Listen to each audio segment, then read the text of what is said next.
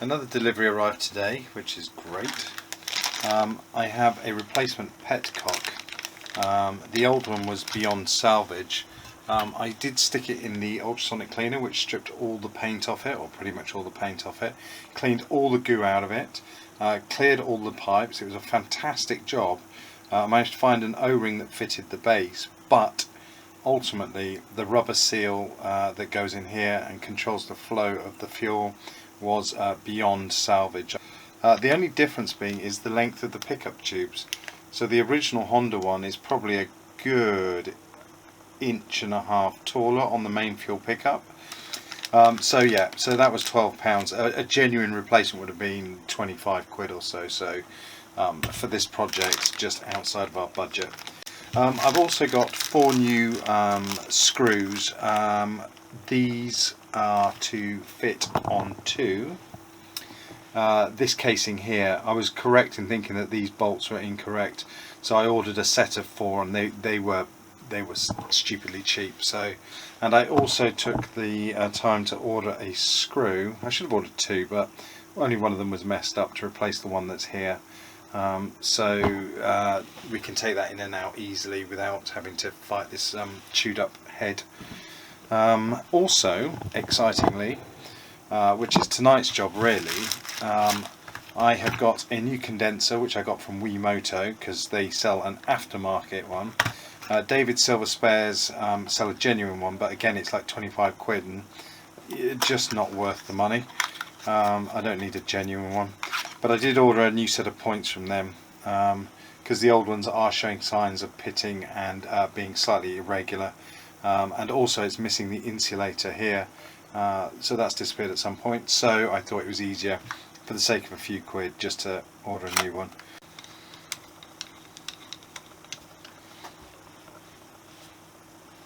And that's the 4th screw.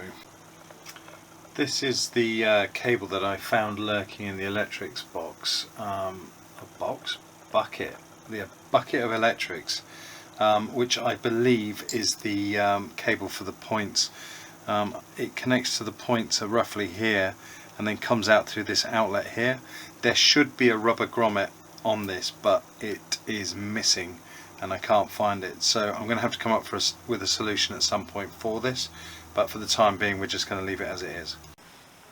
Straight out of the box, I've encountered a problem. I tried to put the screw into the hole to mount it, and I could see there was going to be an issue because the distance between the spring and the screw hole was so close that it just never was going to get in there. I've been on the website I bought it from, and actually this spring has been assembled the wrong side of these points, so it should be the other side, thus giving us more clearance. So why it was built this side, I don't know, especially as this is apparently a made in Japan part. You'd think it'd be better quality controlled, so I'm going to rectify that issue now, so I won't record it for swearing purposes. Okay, after doing battle, I'm just checking. There is now a lot more room for me to get the screws in there after the first attempt. I don't know if these are assembled back to front in order to make it easier to pack in the factory, but again, inexperience, it's difficult to tell what's right and what's wrong, but I think we're right. Loosely put that in there.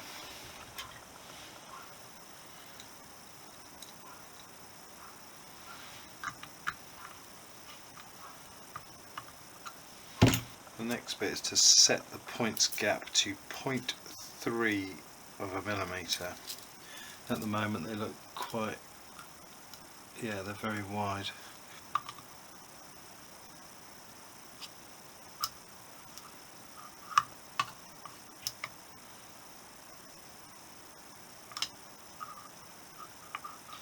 It's kind of all or nothing.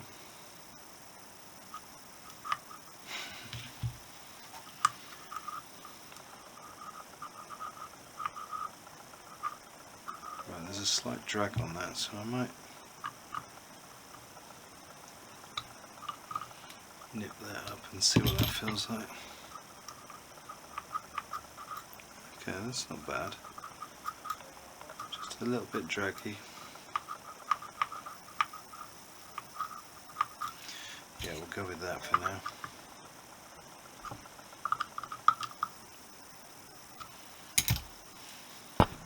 this isn't the easiest thing for a newbie to sort of get their head around.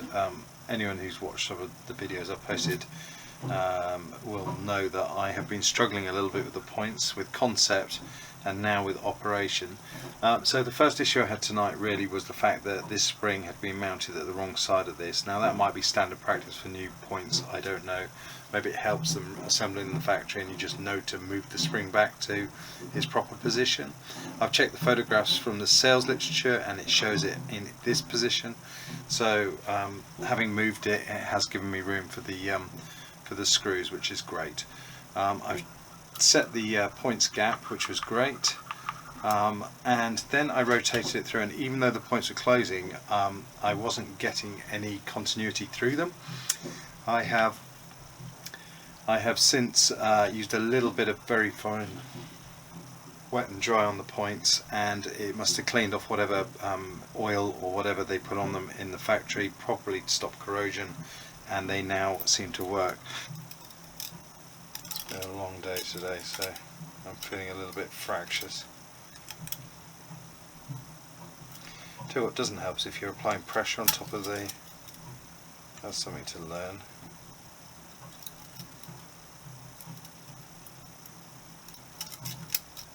So if you're leaning on it, it applies pressure to the feeler gauge and you think you're there. Beginner's mistake. That feels about right.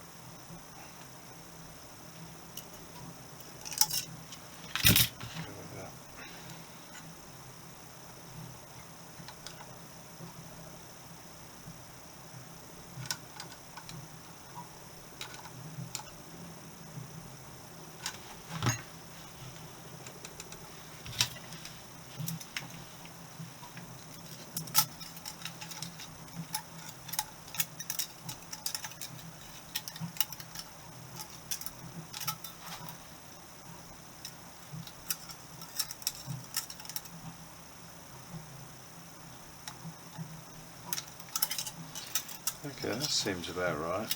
It's a smidge tighter than the exhaust, but it's definitely allowing the feeler gauge to go through it with a bit of drag. Yeah, like I say, I'm no expert, but it can always be adjusted, or I will need to adjust it once the engine's had a couple of cycles. Check out the difference 5 minutes with a Dremel polishing mop makes to these aluminium covers. Really brings up the sheen. The one on the left has an almost mirror-like finish. 2 new rubber O-rings on these covers. Good. They look much better now they've been polished up too. Very nice. I thought I would take a before and after, so you can see the corrosion on this aluminium cover. I have started polishing the bottom, but you can sort of see the state of the corrosion on there. So I'm going to give it a wet and dry session and see if we can get rid of that, and then I will use the buffer on it and see if we can bring it up to a bit more of a polish.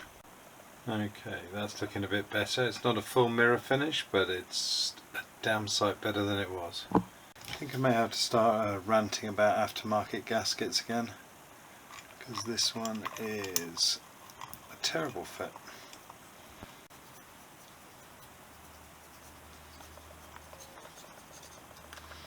I'm also bothered about the underneath, but it looks really scruffy with the gasket sticking up over the top. So that is the engine pretty much assembled. I still have to put, I think it's a litre of oil in it.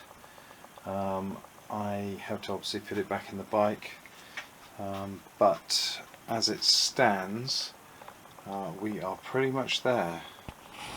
I'm still in love with the way this side cover came out. Just looks amazing.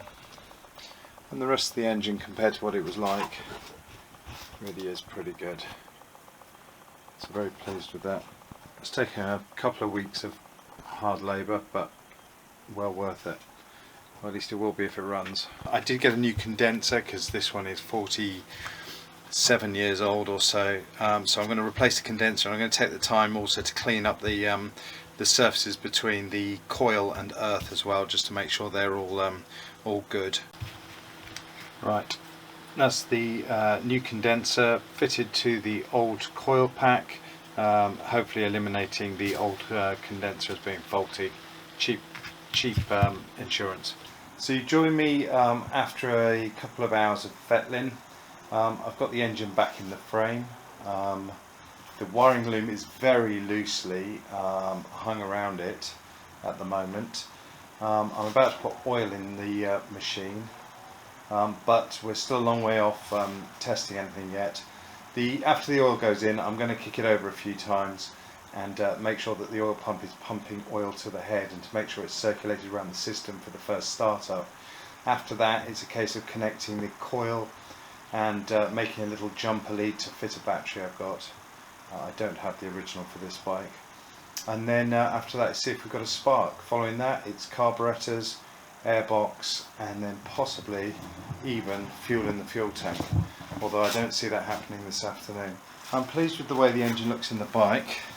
It's about the only nice thing on it at the moment, but yeah, it's come out all right. I'm quite pleased with that. So the bike takes 1 litre of oil. It barely seems credible that that something can run on a single litre, but that's what it calls for. By the time it gets pumped around the system, it might need a top up, but I've got a 2nd litre if need be. But I might just go and put the whole lot in this now, and so we find out it's not actually oil tight. I have remembered to do the drain plug up, and I have put the oil filter back in and screwed that up, and I did torque up the case bolts as well, so theoretically it shouldn't leak. Sometimes it takes a little while, sometimes the gaskets need to expand. At least that's what I found on the XL. To start with, there was a very slight weep, but after a couple of runs it seemed to sort itself out. I suspect also this is the first clean oil this bike's seen since about 1978.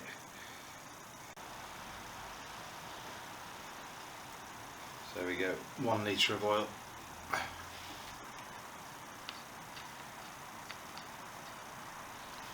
We have got our jury rig system, electrical system. I've got a jumper to basically bridge where there should be a ignition switch.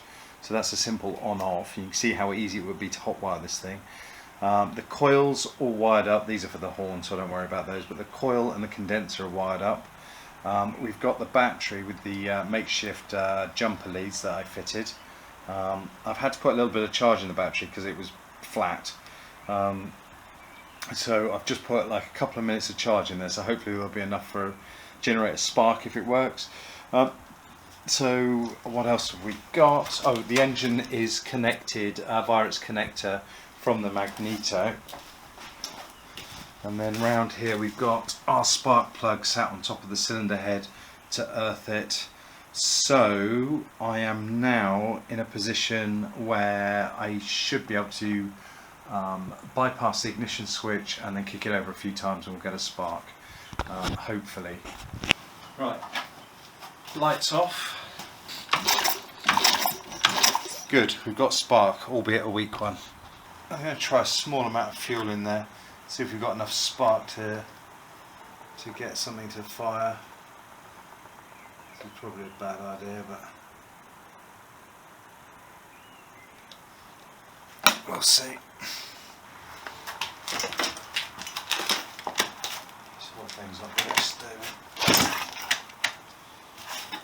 That bike's not very stable. Ooh, promising. It made noises.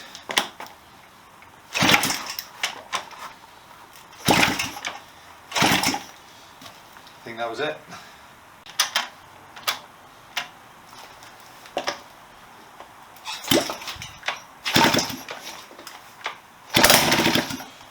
Brum!